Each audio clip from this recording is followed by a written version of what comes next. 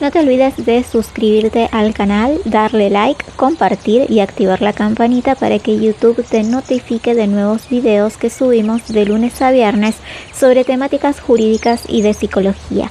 Muchas gracias por hacer crecer nuestro canal. Ahora sí, vamos al tema de hoy. Derecho constitucional, creencias constitucionales, creencia e ideología constitucional. Creencia constitucional hace alusión a los dogmas. La creencia es un uso de la palabra, sostiene Romero, conjunto de principios, valores constitucionales, o sea, los dogmas de la Constitución, el contenido dogmático. ¿Qué creencia y qué ideología tenemos en la Constitución? Una primera etapa la podemos ubicar en los orígenes, en el texto constitucional de 1853, en las bases de Alberdi de 1837, porque lo que son esas creencias de esta primera parte del texto, encontraremos muchos de los postulados como también los de Echeverría, incluso antes de la constitución del texto de 1853, por ejemplo, todo lo que tiene que ver con la forma republicana de gobierno, que se remonta a 1810, forma parte de las creencias de la Constitución. Por oposición a otro modelo constitucional donde está, por ejemplo, la monarquía, incluso la monarquía constitucional. En definitiva, adoptamos un modelo republicano. Lo mismo, la forma representativa tiene su origen en 1810 y se fortalece en ese periodo previo al 53 con obras como la de Echeverría y Alberdi. ¿Qué modelo político, no solo jurídico, sostenían y buscaban estos autores en esa época? Ellos buscaban construir una unidad. En 1853 había pura anarquía, puro desorden, era una época de muchos desencuentros, muchas luchas civiles, muchos caudillos, no había una organización constitucional puramente estatal, había amplísimo territorio y no había orden de ningún tipo, no había un sistema económico determinado, no había nada, estaba todo por hacer. Entonces, en las bases de Alberdi, es un texto anterior a la Constitución de 1853, en la obra hay un conjunto de ideas que concluyen con un proyecto de constitución. En gran parte de este proyecto de constitución se vuelca después en la Constitución tal como la conocemos hoy. La necesidad de construir un Estado evitando aduanas interiores, por ejemplo, artículo 9 al 12, hay cierta insistencia de evitar las aduanas interiores. Hasta ese momento, desde La Pampa hacia abajo, estaba todo en manos de los pueblos originarios. Si vamos hacia el noroeste, Formosa y Salta, un amplísimo territorio y al mismo tiempo sin organización interna. Dos grandes ríos, el Paraná y el Uruguay, un puerto y un conjunto de aduanas inferiores. Había que pagar tributos para pasar mercancías de una provincia a otra y además para pasar finalmente esas mercaderías a través del puerto. Lo mismo para la navegabilidad de los ríos. Entonces, actualmente, a artículos como el 9, 10, 11, 12, se ven allí el sello de esos autores de crear un mercado único. No solo un Estado único, sino también un mercado único donde circulara dentro de ese Estado libremente las mercancías, la mercadería, sin el pago de tributos. Una única aduana, no habrá aduanas interiores, no se podrán establecer tributos en el comercio interior, no se podrán establecer tributos sobre los medios de transporte. Artículo 11, lo de las bestias y carruajes. Pues, porque son los medios de transporte del siglo XIX. Y el artículo 12, los buques, pensando para que no hubiera impuestos internos a los buques que trasladaban mercaderías por los ríos Paraná y Uruguay. Los tratados previos de 1853 eran entre esas dos provincias, donde circulaban los ríos grandes, navegables, tenían que ver precisamente con las aduanas interiores. Lo que desaparece en el texto de 1853 tiene que ver con las ideas de Alberdi de crear un mercado único, y por eso el artículo como el 126 se prohíbe el establecimiento de aduanas interiores, las provincias no pueden establecer tributos. Artículo 116, los ejércitos, todo lo que se les prohíbe a las provincias. ¿Y por qué se les prohíben todo este tipo de cuestiones a las provincias? Para formar un solo Estado, no como había en ese momento un Estado desordenado. Artículo 116, no podrán levantar ejércitos propios, no podrán establecer tributos, no podrán dictar códigos de fondos, salvo que el Estado Nacional no lo hubiera dictado antes.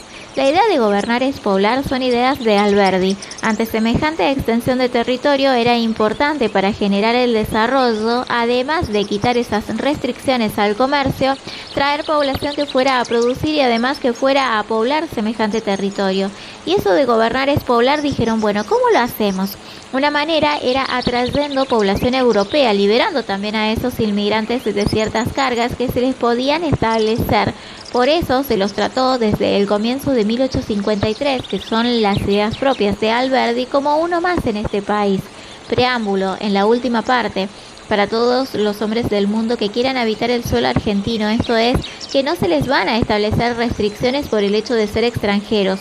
Artículo 20. Los derechos de los extranjeros en Argentina tienen los mismos derechos civiles que los ciudadanos argentinos. Son iguales ante la ley. Poder testar, casarse, etc. Artículo 25, 21, última parte. No están obligados a armarse en defensa de la nación. Eso era porque, bueno, no fuera cosa que llegaran los extranjeros a Argentina y le dijeran, además usted debe armarse en defensa de la nación.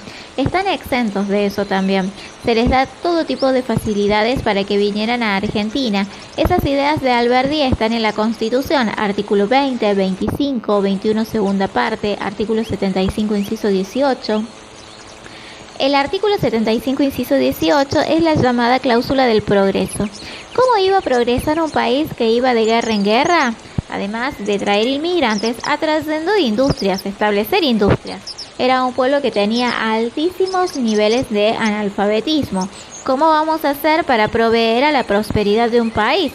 Para construir un país serio, decía Alberdi. Bueno, hay que construir una serie de políticas, algunas partes de esa política se encuentran ahí, en el artículo 75, inciso 18, por ejemplo, dictando planes de instrucción general y universitaria, pues en ese momento había altos grados de analfabetismo. En aquella época se vivía en el medio de la barbarie según Sarmiento. ¿A qué llamaba la falta de progreso? ¿A qué llamaba falta de progreso Alberdi? No es que criticaban al gaucho, nuestra cultura, criticaban la falta de desarrollo cultural, el estudio de las artes, ciencias y además todo se arreglaba por la fuerza, con un cuchillazo y se acababa el tema. En ese contexto no había seguridad de ningún tipo, orden. Antes de que eso siga sucediendo, hay dos ideas que aparecen en los doctrinarios de aquella época, incluso se ve al día de hoy, inclusive, no solo en Argentina, sino también en todas las regiones. Al día de hoy se ve también en la bandera de Brasil. Eran ideas que empujaban a todos estos autores. Las ideas eran orden y progreso. Ante el desorden, la anarquía permanente, las luchas clandestinas y la falta de consecuencia del progreso. 1. Promover la industria. La construcción del ferrocarril, este último era un problema serio que tenía Argentina e incluso lo tiene aún ahora. Imagínense, si lo tiene ahora, imagínense en el 1853. Eso también aparece en las bases de Alberdi. Él sostenía que semejante extensión de territorio completamente desconectada, todas estas zonas entre sí,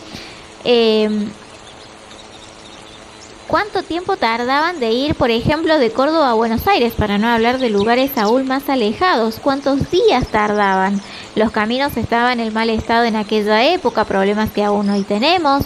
También habían problemas de seguridad, ir de una provincia a otra en esos caminos precarios significaba que la gente se expusiera a robos, asaltos. Entonces había falta de seguridad, comodidad y, por supuesto, expuestos a guerras. Y otros tipos de cuestiones. Entonces, una manera de sortear esas dificultades era establecer el ferrocarril. Recién, varios años después del texto de 1853, se establecieron las líneas de ferrocarriles en Argentina, que fueron una forma de progreso, pues unieron unas localidades con otras. 2. Canales navegables. Tiene que ver con la posibilidad de navegar los ríos como el Paraná, el Uruguay, favorecer la navegabilidad con fines de progreso. En el constitucionalismo clásico de Estados Unidos, de Francia para acá, en Argentina también, gira en torno a la idea de propiedad, derecho de propiedad y libertad de comercio, artículo 14. asociarse con fines útiles, comerciar. Son ideas de progreso económico individual que van de la mano del progreso económico general, que tiene que ver con esos planes generales para simular el progreso.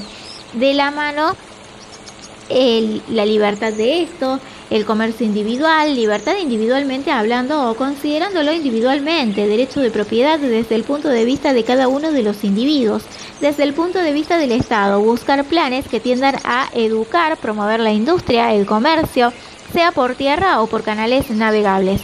Importación de capitales extranjeros. En estos tiempos, en donde había gran incertidumbre de 1810 a 1825, sobre quiénes gobiernan y cómo gobiernan a la Argentina, ¿quién iba a invertir en Argentina? Es un problema parecido al de nuestros tiempos, que hoy en día está mirándose, se ve una tendencia al cambio, ¿no? Pero es un problema parecido al que estuvimos teniendo hasta hace un tiempo. Si hablamos de orden y progreso, vienen de la mano de las inversiones. Y aún hoy seguimos hablando de lo mismo. Debe de haber un orden y cierta seguridad. ¿Quién iba a invertir y establecer industrias en un país que vivía en la anarquía permanente?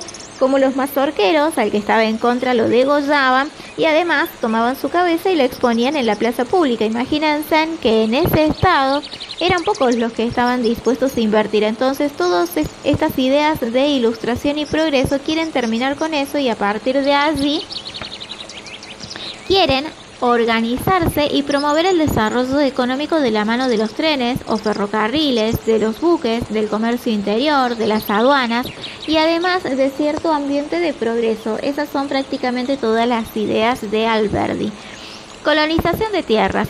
Si había tanto territorio en Argentina, otra manera de fomentar el progreso era volviendo a esas tierras productivas en provincias como Entre Ríos, provincias patagónicas, en Córdoba como Colonia Carolla. Es una ciudad que se caracterizó por la cantidad de inmigrantes italianos, colonos. Se les daba una parcela para que la produjeran, a cambio de producir esa parcela se la daban. Entonces, colonización de tierras de la mano de la inmigración europea. Sobre 1810 y 1814 se calculaba que alrededor del 30% de la población argentina eran inmigrantes extranjeros aproximadamente, favorecida por todas estas posibilidades que les daban en el texto de la Constitución, desde el preámbulo y todos los artículos mencionados. Izar la bandera en el colegio. ¿Por qué? Uno de los motivos tenía que ver con la necesidad de crear nacionalidad, porque habiendo tantos hijos de inmigrantes, ¿cómo hacíamos para que se volviesen argentinos esos niños nacidos en este territorio? En sus viviendas hablaban otro idioma, entonces, entre muchas otras formas de lograr que fueran consubstanciando la idea argentina, era que fueran respetando la bandera, los símbolos patrios, y una forma era todos los días cantar el Aurora y además izar la bandera o la historia de San Martín. La primera biografía de San Martín fue la de Mitre. Varias décadas después de la muerte de San Martín, se estaba construyendo un país sobre la nada. Había que crear símbolos, teníamos el himno, la bandera, la escarapela, pero necesitábamos un héroe. Todos los países tienen un padre de la patria y bueno, una de las maneras fue creando la figura de San Martín. Símbolos. Tiene que ver con la construcción de una nacionalidad también que no había hasta ese momento. ¿Cuál era la identidad argentina en 1853? Ninguna. El gaucho, redactado por el Martín Fierro y no mucho más.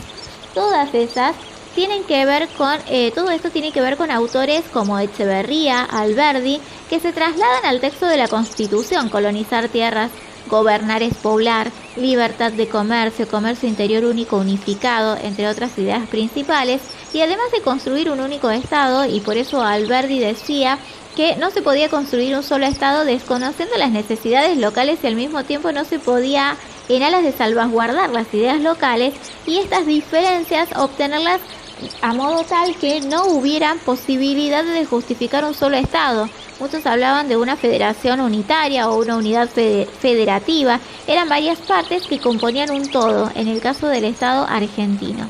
Gran parte de estas ideologías de la Constitución se ven en el preámbulo de nuestra Constitución.